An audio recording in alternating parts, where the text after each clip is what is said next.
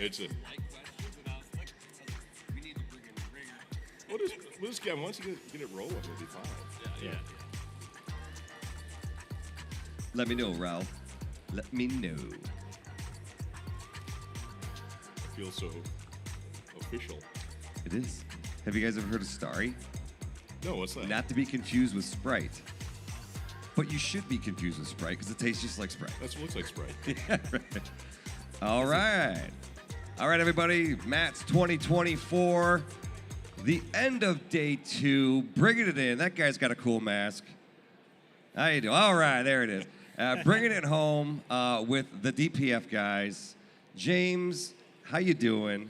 I'm doing great. Just had a nice trip up from Atlanta, and it's good to be here. Great to be here. And I had to bring in, because I was going through, I do extensive research on every guest that we have. And as I was going through it, I was like, wow, James is super technical. He really knows. I mean, there's a reason why he's called the DPF guys. I mean, he knows so much about it.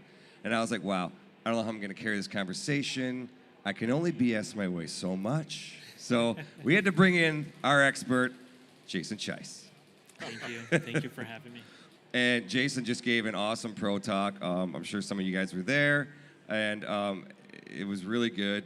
You did a great job, man. Thank you. How do you feel about that? Yeah, good. I just feel like trying to communicate the, truck, diagnostics and the importance of having a tool with you, especially when you need it the most. So.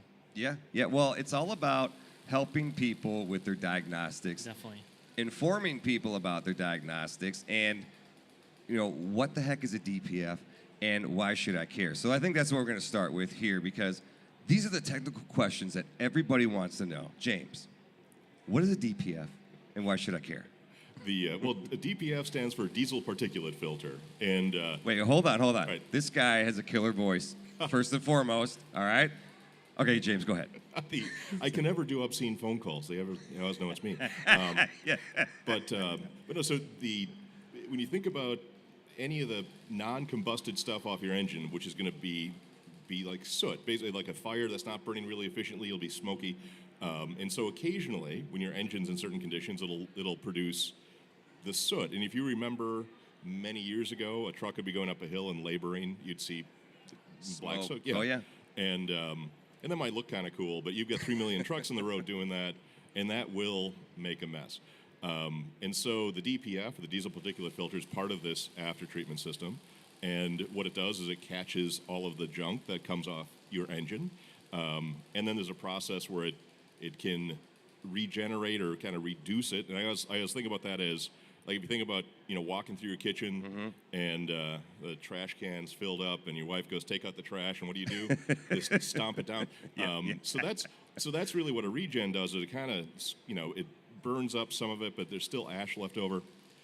So it traps all of that stuff so it doesn't get in the atmosphere. But over a period of time, much like your kitchen trash, it will get full. And smelly. Right. And your wife goes, you didn't take the trash out. What are you doing? Yeah, exactly. And so then that's where, I think when this was originally created, they thought, well, we'll just, every 200,000-300,000 miles, you just take it off, put on a new one, and which costs $3,000, $4,000, $5,000. And we thought that's kind of a inefficient way of doing things. What if we could, clean these things?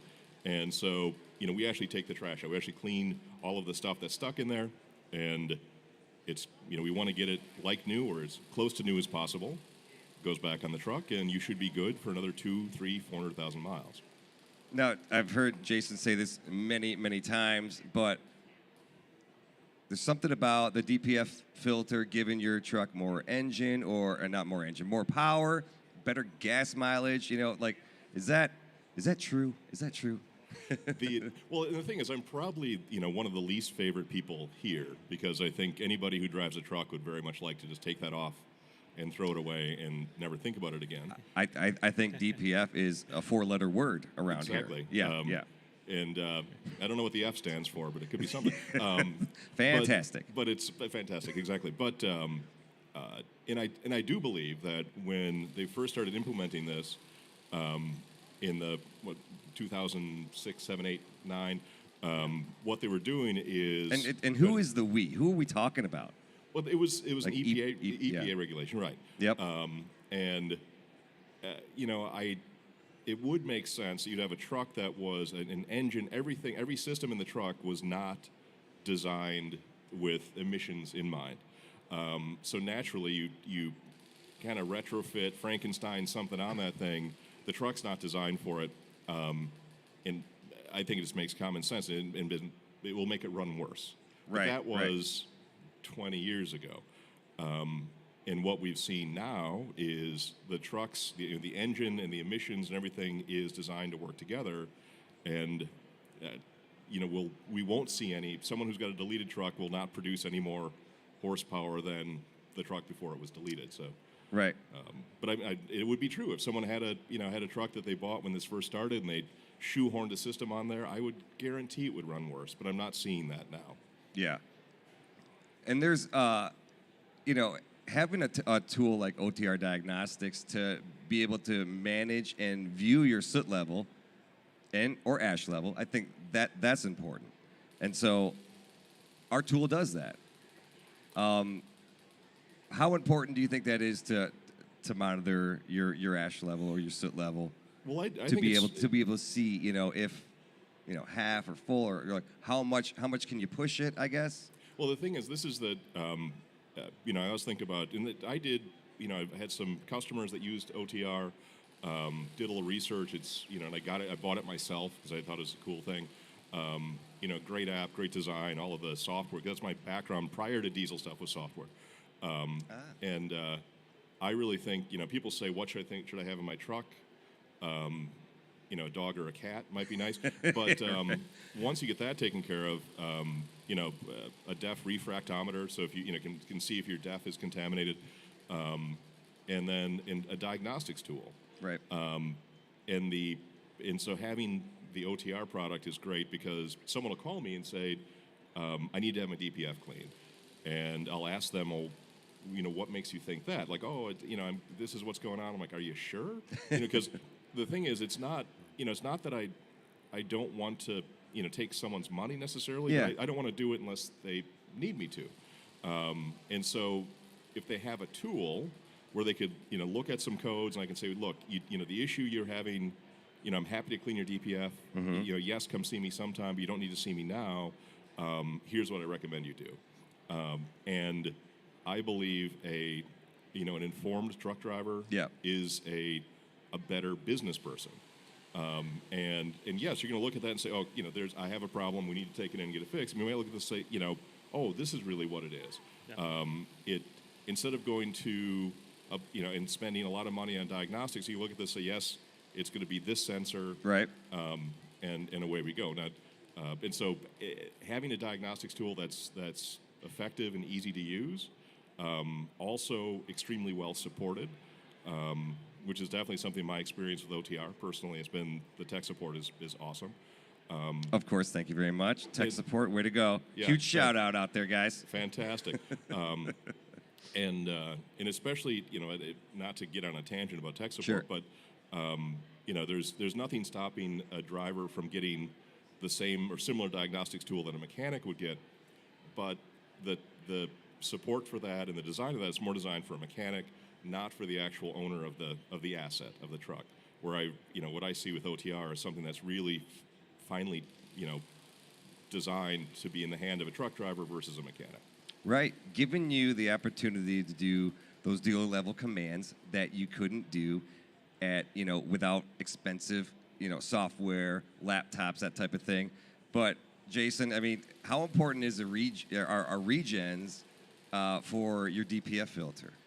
Well, just like what James was saying, when it comes to your DPF system, it's really important to monitor, everything as far as that goes, with depending on how you're using your truck. So it's all based on your load conditions and how you're driving your truck. If you're idling it a lot. So we've had a couple customers that contact us and ask us that question often. Is like, hey, I have I just idle my truck constantly, but my drivers, the moment they get in it, it's asking them to do a regen. And sometimes it's, you actually have a problem with your truck, but sometimes if you idle it enough, you would need to do a forced DPF regen to burn all that soot that got collected because the truck wasn't necessarily driving at the right load conditions to properly run a effective driving regen. Uh-huh. So that's why it really depends on the use case, I would say, but doing a forced regen would be beneficial, especially if you're doing it in a maintenance or preventative maintenance occurrence. Yeah. James, have you ever seen like a DPF filter? This could be a dumb question, so stop me if no, but like wow, this DPF filter's been through a lot of regens. Like, does the regen affect the filter? It. Do you see anything like that? So again, go back to the the garbage can analogy, which is if what I like about having the OTR tool is if the choice is it's 3 o'clock in the morning, I'm on the side of the road, I have to wait for a tow truck or find a TA Petro, wait in line.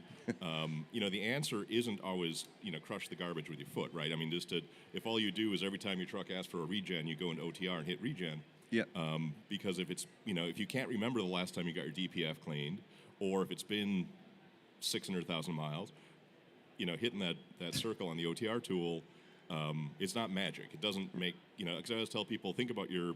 I'm full of analogies. I love it. I love it. Let's hear one. But so think about your Weber grill, right? Okay. And right. And the kettle grill, and you make your brats, because I'm from Wisconsin, or whatever you make.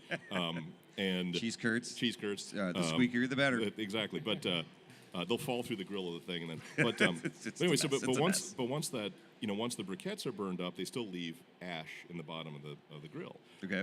They're not just again, majority of it's gone, but there's still the ash left over, and that's the same thing with the DPF. And a driver that doesn't quite understand it will just be like, well, that's just magically vaporizes everything, and it's like new.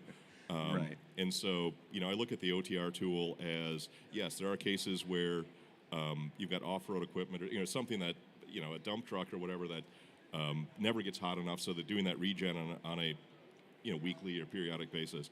But if you're over the road and your truck starts calling for regens, it's really telling you that you really should bring it in and get your filter cleaned within the next couple of weeks. And now I realize it's easy to have a couple of weeks turn into a couple of months and sure, whatnot. yeah. But eventually, driving, right? Eventually it won't regen anymore because it just can't squish the garbage down anymore. Ah. So, but it will save you. Like if you get derated on the side of the road and you're limping along at 5 miles per hour, and it goes, I just want to be able to get home, right? Or I just want to get to a safe area, or I just want to get to a place where I can get this taken care of. That's where this thing is an absolute lifesaver. And you look at the cost of your time, your safety, a tow. Oh yeah. Versus Definitely. what it costs for the OTR tool, it's amazing. And then of course you can see your codes, and also have access to the human beings that can say, this is what this means. Right. So we're here with the DPF guys. It is Matt's 2024. You guys have been here for a minute. Do you guys have any questions so far for James or Jason?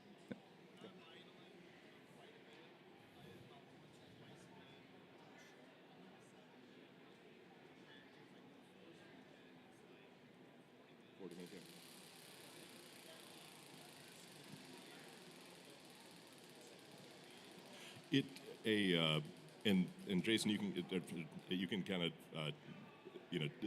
weigh in on this too. But what would happen is if you're idling, what it's doing is just getting just kind of a layer of soot on the surface. So a very short regen doesn't take it, just like boop can burn that off. And how it knows when it's time. Some trucks will actually they'll just count hours or miles as well. So even if your filter is clean, it'll say, oh, it's been 500,000 miles. You have to do something with it.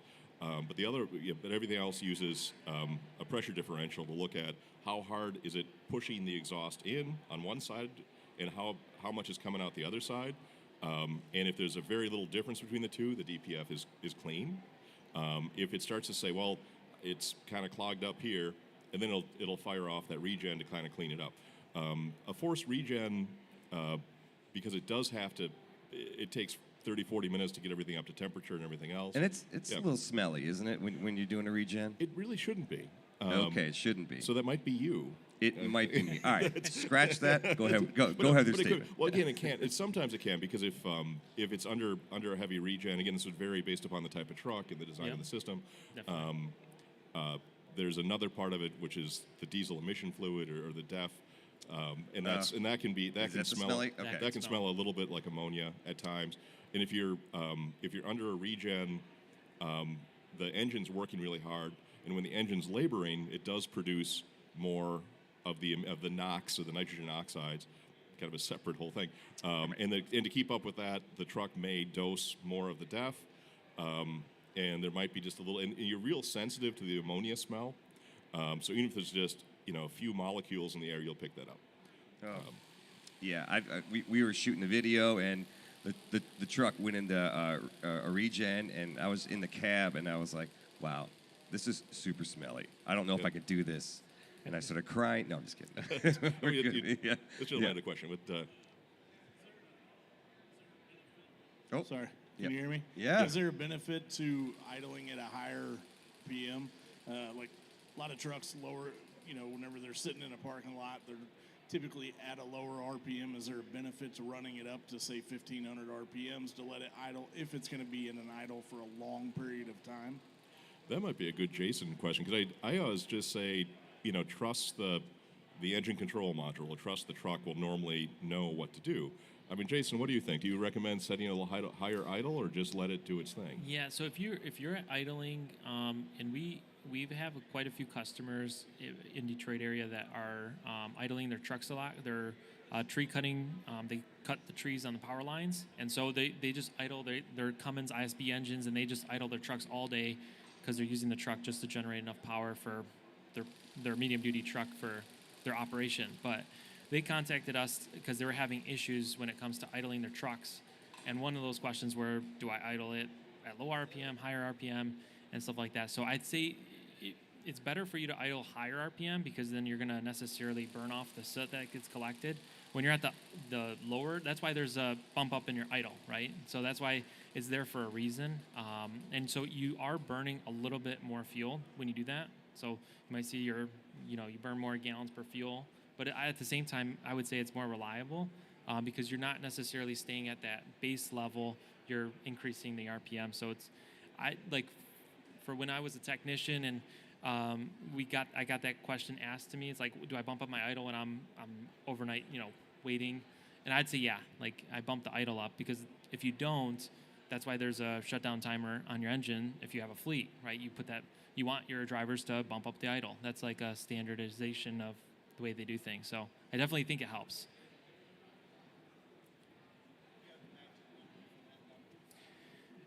Every manufacturer is different. I would almost say that, I would say 800 RPM. So if it's like 600, 650 RPM, you bump it up to 800.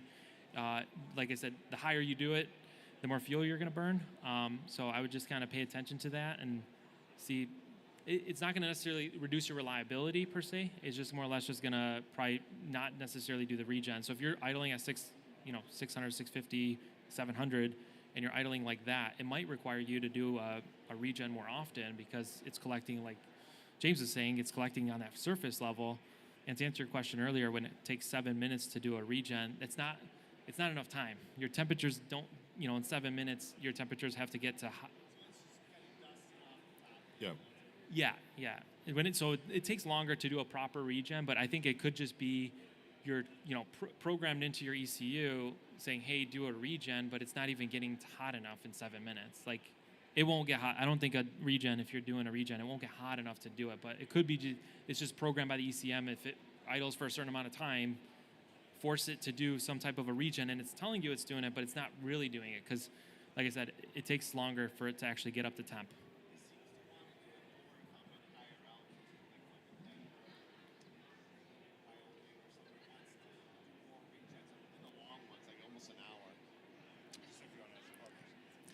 Yeah. So And one of the things I get, people say, how often should I do whatever, and in our industry, which is obviously going to err on the frequent side, they say, every 150, 160,000 miles, which I think is a bit overzealous.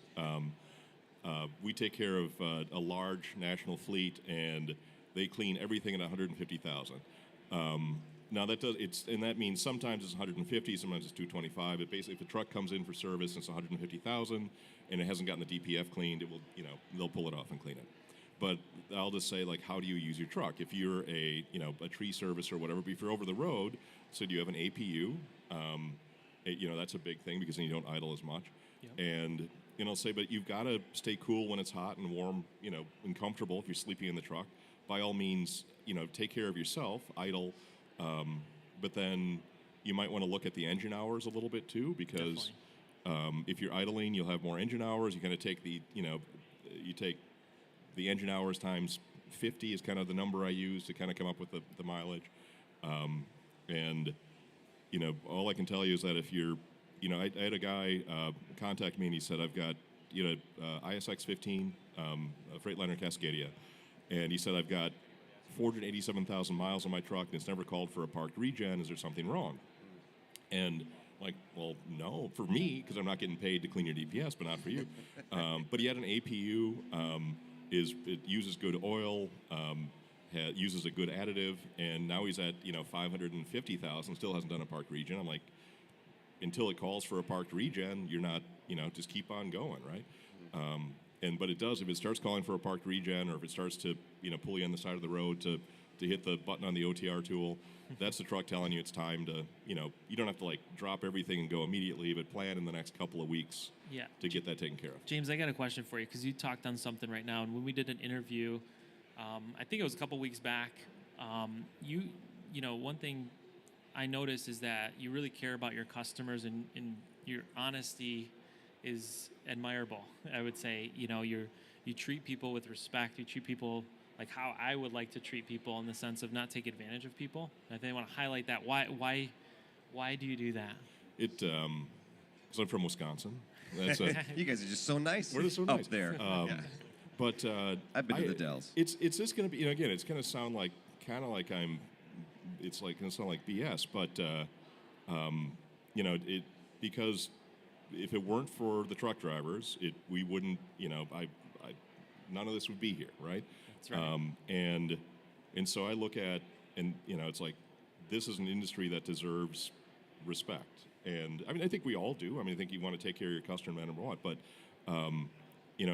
and I very quickly realized that our number one purpose, in fact, one of the big dealerships in Atlanta had a DPF machine go down, and they're technically kind of a competitor, but not and so I picked up all their DPFs and cleaned them and brought them back, and the GM of the shop said, well, we're competitors. Why are you helping us? And well, they're paying me a little bit to clean the DPFs, of course. But I said, but it's our obligation to keep these trucks rolling. And I think it's so typical. It's so easy for a dealership to say, well, we'll get your truck in 2 weeks, and then we'll have it for another month, and then maybe the next year you'll get it back. Yeah, they're at the mercy of the dealer.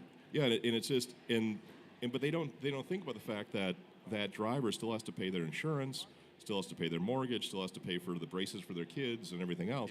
Yep. And so we don't want to rush anything, but the thing is, we want to get you in, get you back out, do it as effectively and inexpensively as possible, so that you can go back and make money. And I can sleep at night working like that. And the thing is, it's I've heard so many stories about drivers having a less than positive experience with mechanics. Yeah. And I think everybody's got a list of them, and that was another reason why I think the OTR tool is really important, because information is power. Right. Now again, you don't want to roll up to a mechanic and go, look, you don't know what you're talking about, but to say, hey, this is the information that my truck is telling me.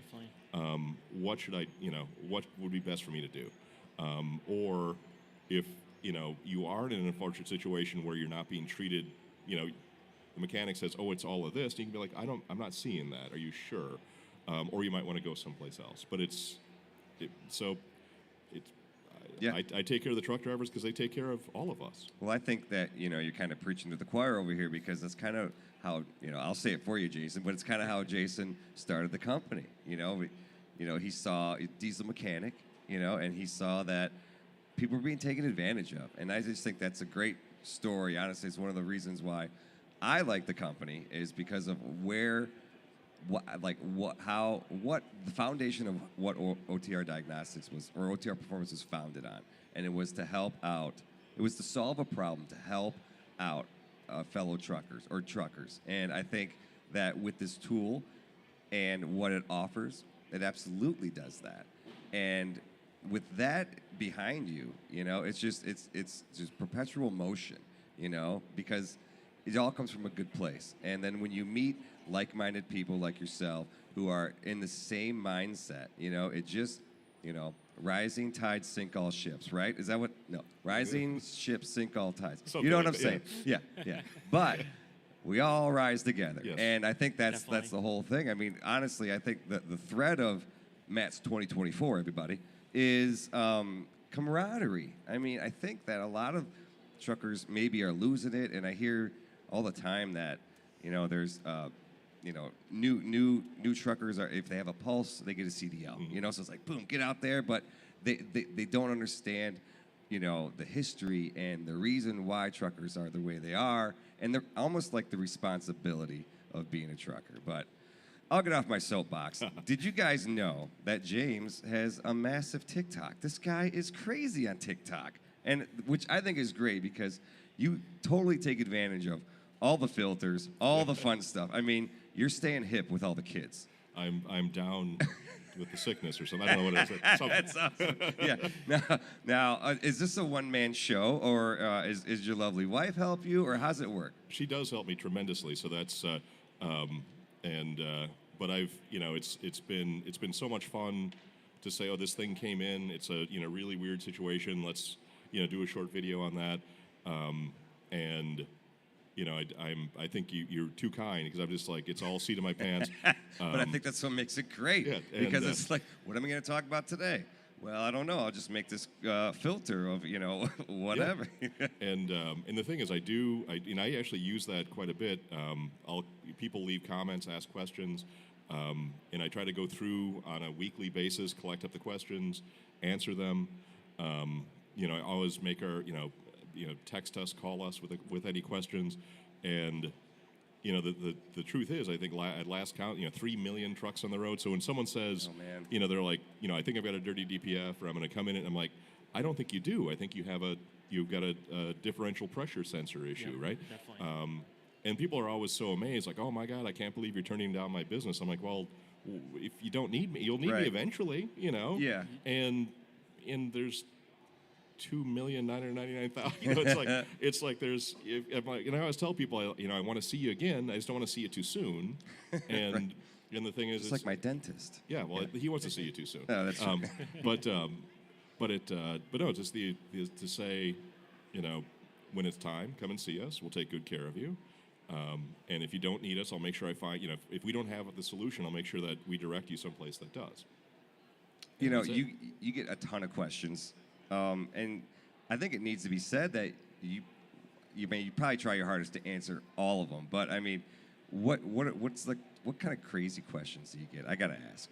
Man, they all just kind of blur together into one big melange of questions. But you know, a lot of them, people, you know, I think the number one thing that people don't understand is, yes, you know, the after treatment system gets a bad rap. You know, oh, my truck runs like crap because People of that. hate it. But- People blame everything on that. But they don't realize that there's only, I don't know if I'll get these all right, but what can go wrong with an after treatment system? You've got sensor failure. You have like DEF dosing, like DEF pump, DEF injector, sort of, you know, failure. Maybe some physical, you know, something cracks or whatever. But there's not much that can go wrong with it. But 90+% of the issues in the after treatment side are caused by something upstream. And you know, and so when someone says, well, you know, I was having all these DPF issues, so I just took everything off, and then spent some time in federal prison for doing that. Wasn't my fault. Wasn't my I'm fault. innocent. But the thing is, well, they took everything off, and then my engine blew up. Now, sometimes that, because of how they modify the computers to control everything, can affect that. But oftentimes, the reason that you're having trouble with your DPF system is because the engine was failing.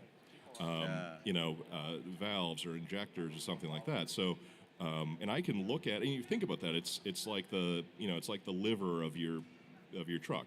You know, all the waste flows through it. So, if you have I could look at a DPF system and at a glance say your engine's running really well, or you're going to need injectors or injector Really? cups. Yeah. Is it obvious? Can you give us a hint how? You have X-ray vision? It just really has to do with First I talk to it. with just And then I pet it. exactly. Some people write messages in This in the guy's crazy. but if it's got a really really heavy soot load on it, that normally tells me that either the engine's running very inefficiently, very dirty, because if it's not burning the diesel completely, it'll be smoky, just like a campfire. Right. Yep. And that's the number one thing, or Okay. it's not regenerating properly. Yeah. For example, your background is Volvo, right? That's Something like that. something Yeah. like that. And that's the kind of thing you can look at and be like, oh yeah, did you check this? And some of those problems can be really silly things. Like I had a guy at a fleet of roll-off trucks. He's a waste management guy, and the mechanics couldn't figure out what was going on with his SCR, the selective catalytic reducer. Nice. That's a thing that works with the DEF and everything. Ding. Put that in your bingo card. But We're playing TPF bingo. exactly. That'd but be it awesome. but it turned out the problem was that the fan clutch relay and it wouldn't turn the fan off. So you have this big cooling fan, and it wouldn't let the engine get hot enough to actually do a full regen. Okay. And now I know that to look for that. Like, does your fan shut off? No, a fan's on all the time. Well, the engine doesn't get hot enough. Yep. And therefore you're not getting the SCR part of it hotter, which is at the very tail end of everything. So you got to get a lot of heat down there. And so, unless it's just time and mileage that just built up in there, which is just normal maintenance, but I can look at a DPF system and say this truck definitely has an engine issue, and you still need to get this clean. Right. But make sure you take care of that, because again, I want to see you again, just not too soon. And if you don't fix the engine problem, you'll be back here in 500 miles. And Yeah. and that's you want to be on the road making money, not hanging out in my parking lot. Now, can I ask another dumb question? Yeah. Okay, great. Why can't you just take the filter and just kind of give it a pop, pop, pop, like tap it out and like a vacuum cleaner? It's and Right? and the truth is you can. And the deal is what in some of the processes that they use to clean the DPFs are very much like that. Okay. Kind of compressed air, then a vacuum just to catch it so it's not going up in the air. But what that does is that's good enough to get the truck back on the road. Because people ask me, like, how many times can I clean this DPF? Yeah. Because they're accustomed to the fact they'll say, well, you can clean it twice. And well, why can you only clean it twice? It doesn't technically wear out. So what's up with that? Well, it's because other processes will always leave some behind. So you get you had this much junk in it, you get this much out. Now that's good enough to get it running again. But the next Right. time you clean it, now you have a stat. Now there's less room. Exponentially. And so, if we're able to clean everything completely out to make it like new, now you have, if it took you 450,000 miles to get to the point that you need it cleaned, if we clean it properly, and if the truck is used in a similar manner to what it was used before, it should go another 450,000 miles. So, honestly, in a pinch, someone could just take compressed air and blow it out. It'd be kind of messy, and that'd be good enough to get them going, but you would be only partially clean. And Doesn't seem that healthy either. no, you don't want to get that. But believe me, I didn't realize how nasty this stuff was until I started doing it. I've Do you wear a mask? Yeah, depending on what we're doing, Okay. we do monitor the air quality in the shop, and That's it's good. funny because that thing will be squawking, and they're like, I don't even see it, but it's enough wow. to Oh, be. yeah. So you definitely want to not breathe that stuff. And I've got soot in every nook and cranny, no matter It's, So I have a question for you. Yeah. This gets asked a lot in terms of the industry, especially with trucks driving over the road right now.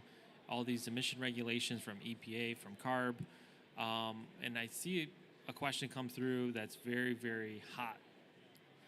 Why not delete my truck, James? Why do I have to deal with my DPF system? This is a tricky one because it's a very emotional question, and and people think like, oh, you must be, Cue the you know, you're music. just a bootlicker for the EPA. What I'm like, and it's just like, look, I don't have a horse in that race. And if someone really insists on deleting their truck, go ahead and then deal with the consequences, whatever they should be.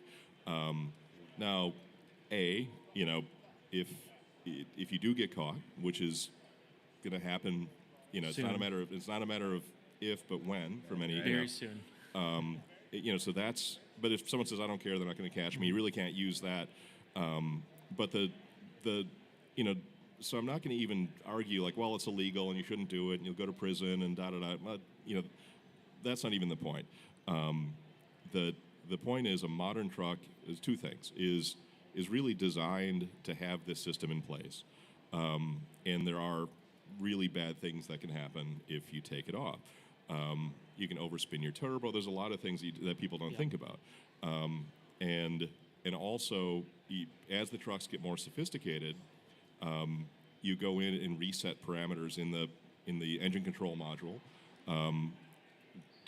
So it's not looking for the DPF system, and those tunes or whatever you upload to your truck's computer aren't made by the manufacturer. They're made by some smart kid in their basement, right?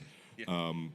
And that thing It's always in the controls basement. that thing controls everything on your truck. And I'm always like, there are unforeseen circumstances behind that, and so it's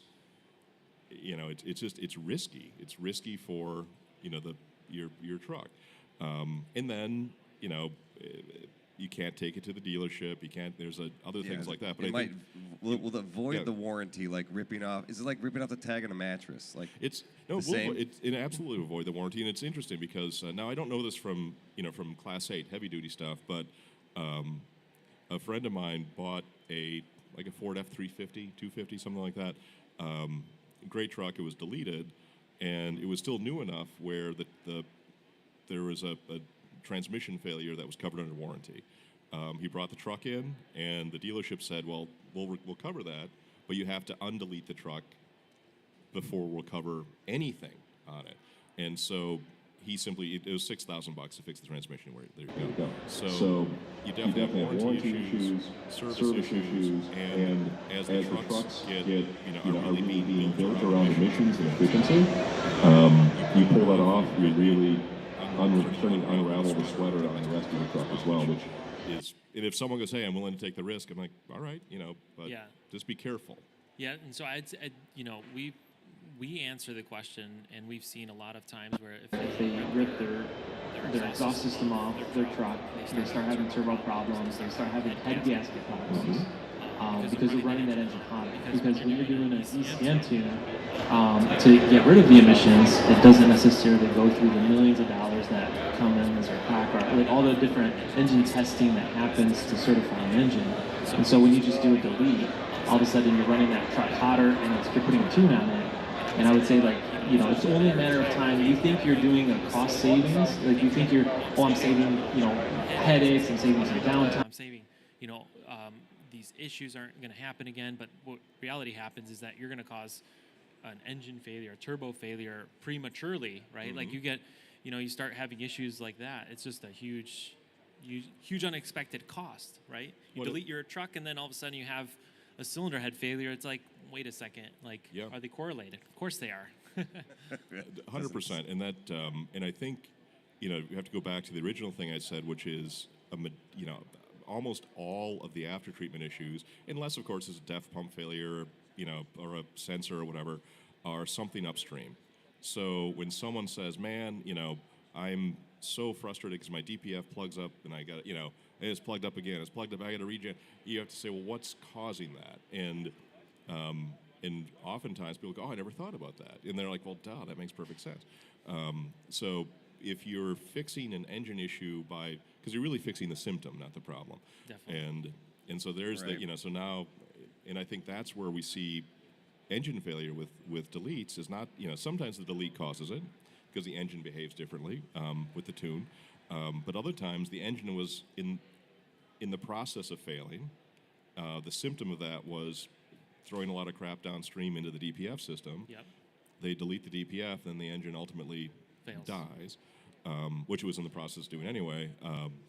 So they're, that's the whole thing. Like I said, I'm if someone truly wants to be, I pulled my DPF off. I just tell people just don't listen to them. If they want to do it, but don't. and the thing is, once the trucks are complicated enough where you can't. Doing Is that a jet? The that just Blue flew Angels flying over. That's awesome. Yeah, no kidding. What's going on? Fire in the I hole. completely lost my train of thought because the jets flew over. Yeah. But it's saying about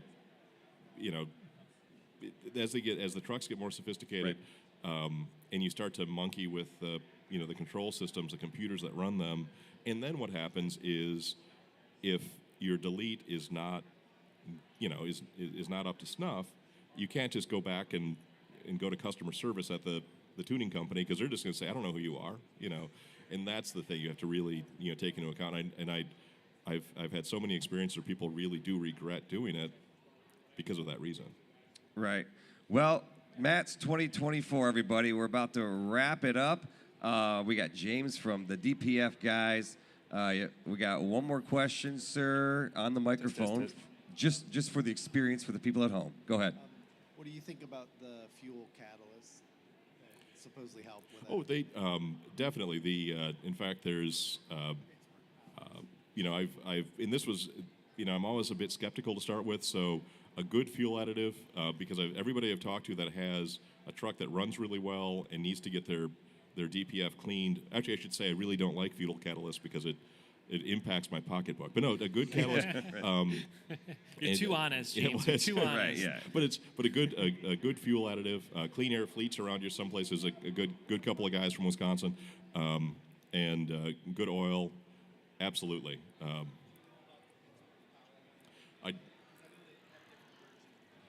That's Pittsburgh Power. It's what are they? Yeah, I'm trying. I forget the name of the actual additive, but yeah, that's it, and it's amazing how little you need. It's like, and that's, but a good fuel additive and good motor oil, and make sure your air filters are clean. I mean, just basic maintenance will eliminate. You'll be amazed at how long a DPF will go. Yes, sir. Yep. Do you not think the manufacturers are not cheating like VW cheated with the emissions? Well, Gosh, I love your accent. I do as well. Yeah. We need you for ads. I paid off a credit card with my Volkswagen settlement. I've back in the day. So